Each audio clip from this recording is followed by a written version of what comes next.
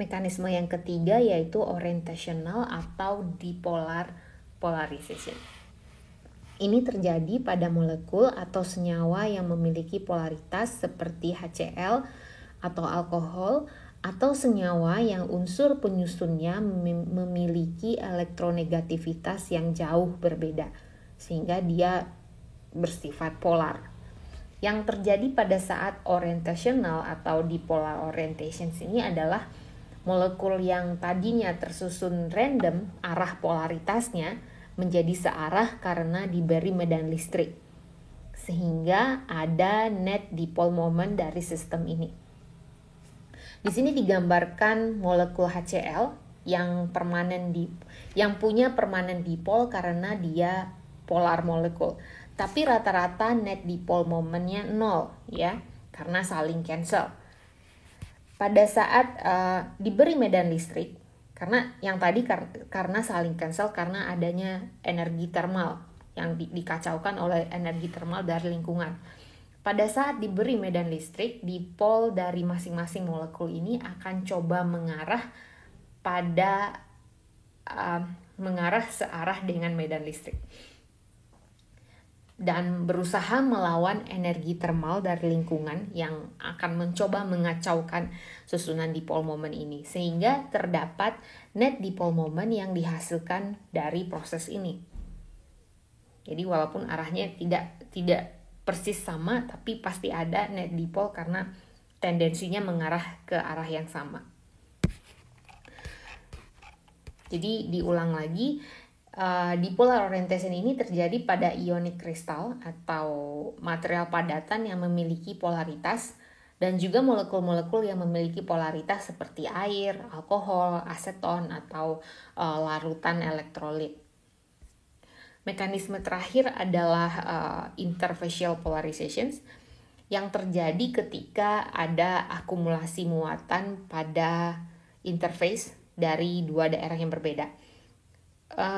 Contoh pertama adalah pada material dielektrik yang diberi medan listrik, kemudian terdapat mobile charge yang akan bergeser ya, yang akan pindah mengikuti medan listrik, sedangkan pasangannya fixed charge yang tidak mengikuti medan listrik, sehingga terjadi polarisasi di sini. Bisa Anda lihat antara gambar A dan B di sini. Kemudian contoh lain adalah di grain boundary dan defects juga ada kemungkinan terjadi interfacial polarizations. Terus jadi di sini juga dijelaskan lebih lanjut, interfacial polarization ini terjadi ketika muatan positif atau negatif bergeser ya, akibat diberi medan listrik sehingga meninggalkan pasangannya di tempat. Jadi ada yaitu mengenai fixed charge dan mobile charge tadi itu. Terus bisa juga karena trapping dari elektron atau hole yang terjadi pada defects atau interface maupun grain boundary. Jadi ada muatan yang dijebak di defects atau grain boundary atau di interface. Yang ini akan menyebabkan terjadinya interfacial polarization. Jadi ada akumulasi charge pada interface. Oh, ini tadi sudah kita bahas. Jadi itu bisa terjadi karena trapping elektron, bisa juga di grain boundary ya. Trapping elektron bisa terjadi di defects, di interface atau grain boundary. Nah, di sini diberikan contoh-contoh material dengan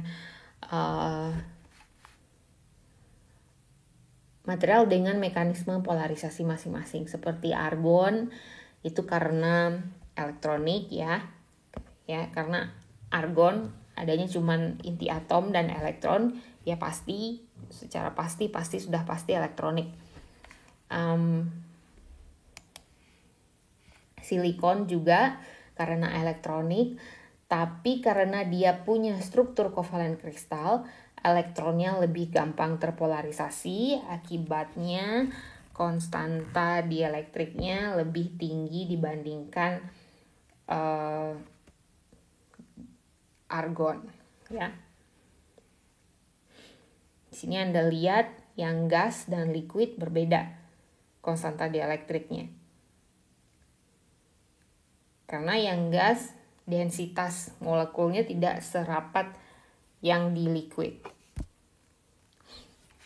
Terus kemudian ada senyawa yang terdiri dari ion positif dan negatif, tapi elektronegativitas antara kedua ion ini mirip-mirip, yang disebut juga dengan senyawa nonpolar. Contohnya garam, ya. Seperti NaCl atau CsCl, ini adalah mekanismenya adalah ionik. Kemudian ada senyawa polar seperti air, PVC, alkohol. Nah, mekanismenya adalah orientational.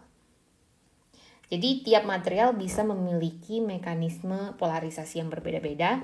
Di sini ditulis static dielectric constant, yang artinya dielectric constant yang diukur pada frekuensi rendah. Jadi dielectric constant ini tergantung pada frekuensi, ya. Kalau pakai listrik AC,